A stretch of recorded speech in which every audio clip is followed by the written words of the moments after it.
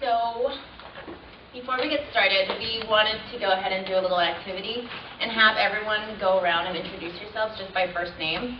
So, Brad, why don't you go ahead and start? You want to say anything about ourselves? No, it's just your name. My name is Brad. Hi, my name is Gold. Hello, I'm Jennifer. Hi, Jessica. Alex. Ashley. Dominique. Victoria. Amanda. Tree. Robin. Shaw. Debbie. Elisa. Oswaldo. Margaret. Mitra. Nina. Paula. Nadia. Stephanie. I remembered 3. My name is Marvin, and it's nice to be here. Thank you all for inviting us. And hopefully we can let you in on a little bit of what you saw there on the film. I'm not going to make it really short and sweet and stuff there real quick. A lot of that, what you see in the film, is actually what goes on here in San Diego also. But there's a lot of other different things too, and that's what we're here, I guess, going to let you find out about. So. Hi, I'm Rufus, and this is my second time being able to be here, and I'm really glad to be here. Glad to see everyone here. I'm Erika. I'm Adriana. So the whole purpose of this little activity was to demonstrate that building a personal relationship with someone kind of starts with a name, and sometimes we don't realize how meaningful just knowing someone's name can be. So, yeah, that was that. And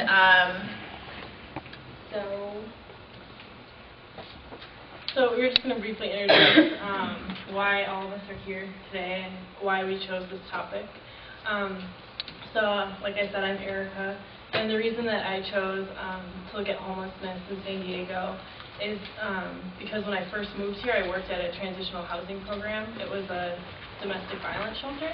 It was for women with children. So I got to see that end and that side of kind of like the shelter system within San Diego, and the things that I like and don't like about it. So I was interested more in hearing from people who have been through that.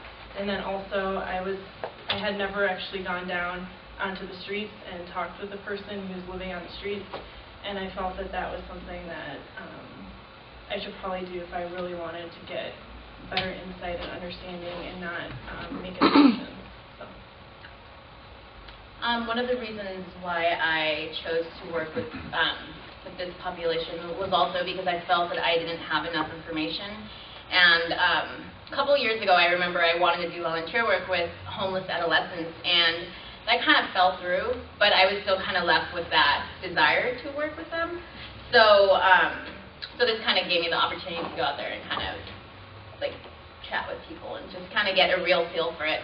And also, I work at a group home, and I know that a lot of these kids have kind of there's a probability that they might end up in the streets because they haven't been taught a lot of skills that they need to get through, get through life. And I think sometimes like just their odds are really kind of, I don't know, up there. So I just wanted to get out there and kind of explore. So then do you guys want to just introduce yourself and why you're here today? About you. Oh, okay. My name again is Marvin Bradshaw, and pretty much what basically got me homeless. I've been homeless since 2005, and nobody ever expects themselves to be in this type of situation where I'm at right now. I used to be a voiceover artist. I did cartoon and character voices for Warner Brothers and for the Pillsbury Company. And my mother was passing away. She was going blind and deaf, and she had a bad heart. And all my relatives are all passed away. I'm the last of my family. So it was my responsibility that I chose to take it upon myself to quit my work and take care of my mother before she all passed away. And I, took care of her the best I could for 2 years before she passed. Unfortunately, though, since I had power of attorney and a lot of the documents that I signed with the hospital stated that if she couldn't care for the money situation and her Secure Horizons and her Medi-Cal A&B wouldn't cover it, that I would be responsible for it. And that set me back to the tune of almost $118,000. So I had the assets at the time and everything there, so I went ahead and took care of the bills because I wasn't going to leave my mom with any type of a bad name or anything there. and that left me with little money for myself. And I became homeless at that point. I had to sell my vehicle, max out all my credit cards, all my stocks, my bonds, everything that I had saved up to take care of the bill situation there. And I always thought of it that this is like the good part of my life, though, because I've seen more things now that I'm a lot more appreciative of, and things I used to take for granted that I'm not anymore. So that's pretty much why I'm out here. And I sort of think of it in a way it's like my penance. Maybe I've done something wrong somewhere down the road, and this is where I'm supposed to be.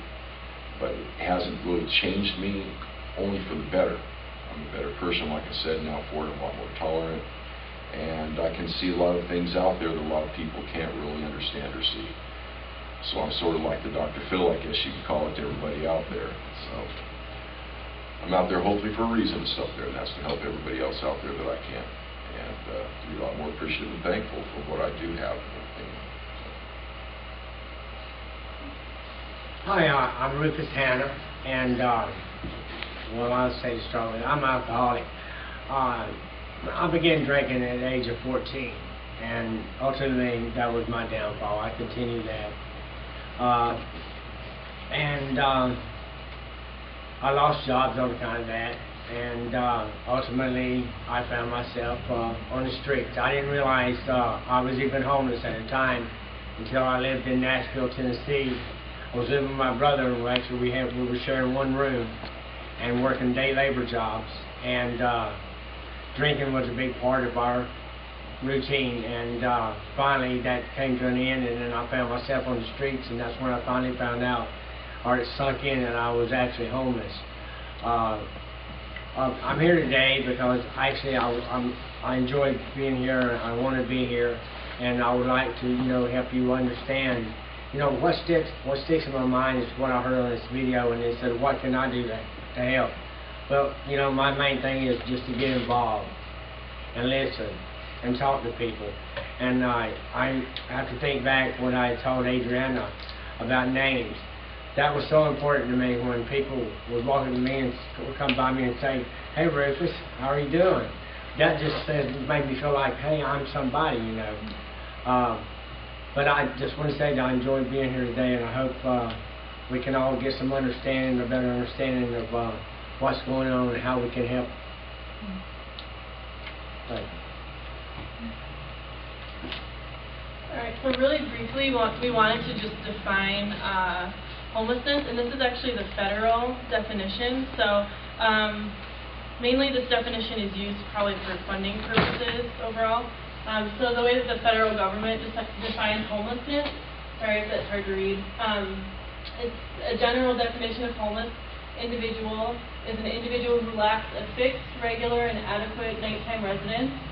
An individual who has a primary nighttime residence that is a supervised, publicly or privately operated shelter designed to provide temporary living accommodation, which can include a welfare, hotel, shelter, or transitional housing for the mentally ill. B, an institution that provides a temporary residence for individuals intended to be institutionalized. Or C, a public or private place not designed for or ordinarily used as a regular sleeping accommodation for human beings. And that does not include anyone who's in jail or prison. According to the federal definition, they're not homeless. Chronically homeless is an important definition. Right now, HUD, so the Department of Housing and Urban Development, they're planning on funding programs that are more geared towards the chronically homeless. That's their new kind of what they're going for, and so it excludes a lot of people, and so a lot of programs are going to be losing a lot of funding if they don't serve that population. So chronically homeless is an unaccompanied homeless individual with a disabling condition who has either been continuously homeless for a year or more, or who has had at least 4 episodes of homelessness in the past 3 years.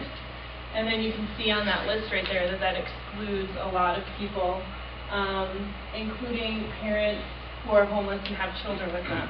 Then you're not considered chronically homeless because you have somebody accompanying you. You're not an individual.